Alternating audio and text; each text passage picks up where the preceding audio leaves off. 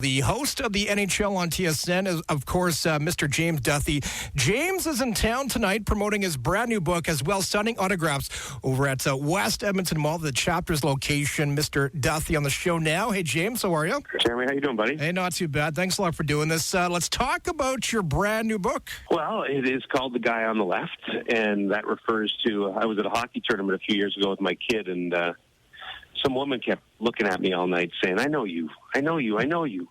And finally she said, wait, I got it. You're the guy on the left. And I said, pardon? She said, when I watched the panel on TSN, you're the guy on the left. So I thought that was a pretty good statement about the level of Canadian celebrity we reach in this country. But it's basically all the best stories from my career. So the stuff that people always ask me when I'm out, what's the crazy thing that's happened to you on air? What's trade deadline really like behind the scenes? What were the Olympics like? What are the guys on the panel like? What was Torts like? So I try to answer all those in a book and just try to tell as many entertaining stories as I can. Is Torts really a hothead like he comes off on TV? I mean, he is in the job, but you see, off the job, all these coaches, and I've had dozens and dozens of them on the panel, are the complete opposite. Like, when they're stress-free, Torts is like a nerd. He goes to bed at 9 o'clock at night. He doesn't swear. But when he gets that job and that pressure that comes with it, he loses his mind. When his first night with us, we had a bet how long it would take him to swear on the air. And I think I took a half an hour in the pool, and I was wrong because it was 14 minutes in. It was the second time he spoke, and he got passionate about something, dropped the swear word, and I said, when we went to commercial break, I said, Torts, you can't swear on the air. He said, I didn't swear. We had to play him the tape to show him that he swore. Let's go behind the scenes. Of course, you're well known for Trade Center on TSN. Let's go behind the scenes. You guys seem to be working, you and Bob McKenzie, long hours on that show. It's a crazy day. It's really the quintessential Canadian holiday because, look, it's most of the trades are minor. And if the trade had happened a week before Trade Center or a month before, it would be a small little report in the paper or on TSN. Whereas on Trade Center, we treat every, some seventh defenseman getting traded for a third-round draft pick as the greatest thing in the world. So I went to the bosses a few years ago and I said, look, why don't we go on at noon, which is a reasonable hour, and get the competition, talk to them, and get them to go on at noon. And they showed me the ratings in the morning from 8 to noon, which are crazy high. And so the only thing that I can come to the conclusion of is that the rest of the country is full of sickos that like to watch us squirm in the morning, and which is what we do. But I love you for that. Well, I mean, to a guy, Trade Center's like Christmas Day. We got to get up and watch those trades come in. And half the time, nothing happens. No, I know. I really believe that people watch to see how we can talk for 5 hours about nothing. Like Seinfeld, it's a show about nothing for the most part. But that's what I love about Canadians is that they watch this thing every year. Like I said, it's almost become an event more than just the trade itself. I think what it is more than anything is the potential, right? Anytime we watch something like that where what could happen, maybe there'll be that big deal that puts your team over the top. And so that's what lures people in, even though most of the time it doesn't happen. James Duthie from the NHL on TSN, the show this afternoon. James, how did you get started in broadcasting? Tell us that story.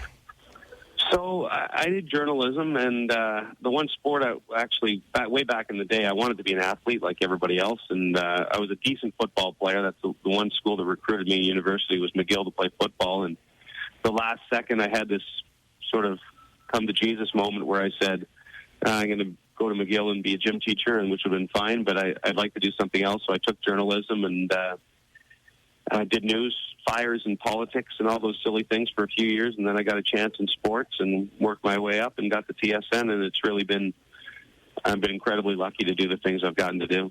You've covered many big sporting events, the 2010 Winter Olympics in Vancouver, many NHL, CFL games. If you could pick one memorable thing you've seen over the course of your career, what could it be? It would have to be Vancouver. Yeah. Just because I was an Olympic geek when I was a kid.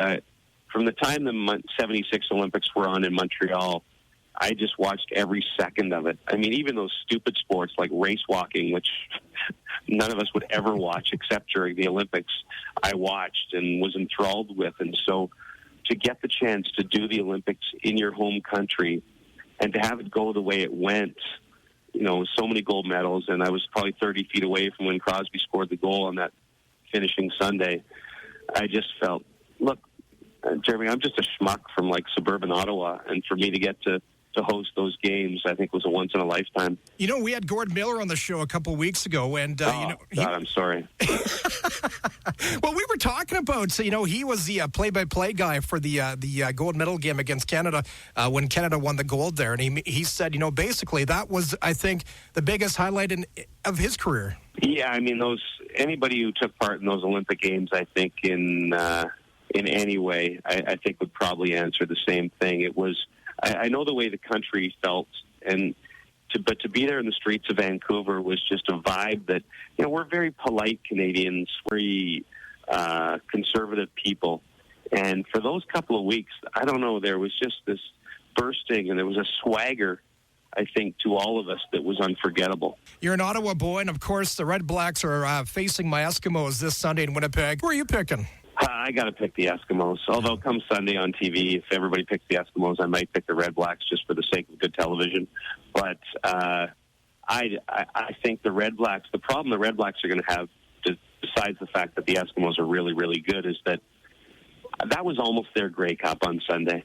Yeah. That team was so, not the Redblacks itself, but Ottawa CFL football has been so bad for so long.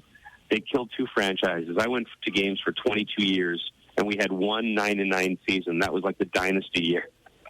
So you would just not have believed the emotion in that building when that happened, because it's just never something that Ottawa fans haven't seen since Clements to Gabriel in 1976 when they won the Grey Cup.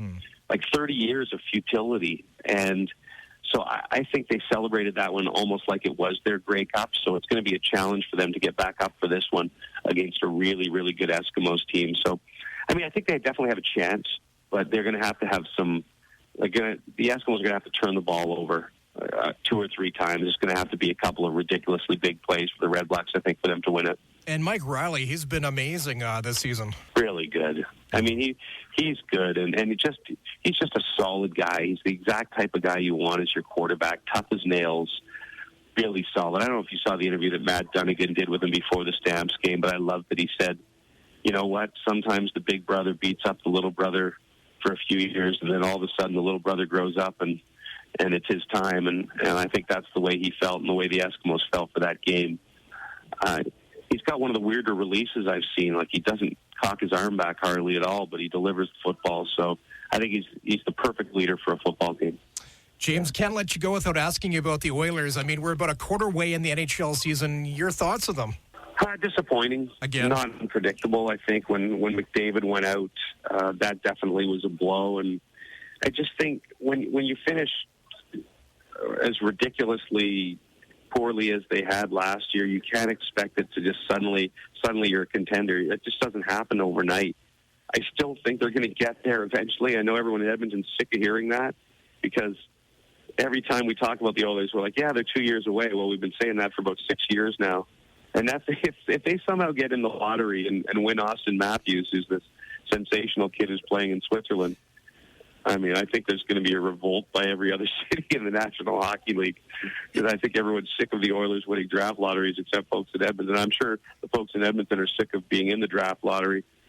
I do think they're going to get there, but I think it's not going to be this year. One thing that I really like about this season, James Duthie, is basically, of course, Todd McLellan, the head coach of the Oilers, he's put his little mark on the team. They've played pretty good lately. They have. They have all the right pieces in place, from Bob Nicholson to Pete Chiarelli to Todd McLellan. The pieces are now there, and it's just going to be a matter of, I think Pete Chiarelli's got to sit there, probably sit out this year, and go into next year and decide when it's time to make those moves, to bring in the veteran players, to make them a playoff team. And then once they get there, I think they'll be a contender for, a good 5-year span or so. It's just when do they make that move and decide they're close. And I don't think he thinks they're there yet, so I don't think he's probably going to do a ton this year. Enjoy the book signing tonight. Of course, your new book is called Guy on the Left, Sports Stories from the Best Seat in the House. James Duthie from the NHL on TSN. Awesome for you doing this, man. Oh, thanks for having me on, buddy. And I know there is an Oilers game tonight. I didn't pick the ideal time for a book signing, but hey, there's bars in the West Edmonton Mall. Come watch the Oiler game for a while and come over and see me. And I'm happy to say hi and take pictures and do whatever with anyone who's there. Drinks for Ron James. I shouldn't say do whatever. That's a little bit dicey, isn't it? All right. Thanks a lot, buddy. Appreciate it, man. Okay, pal. Take care.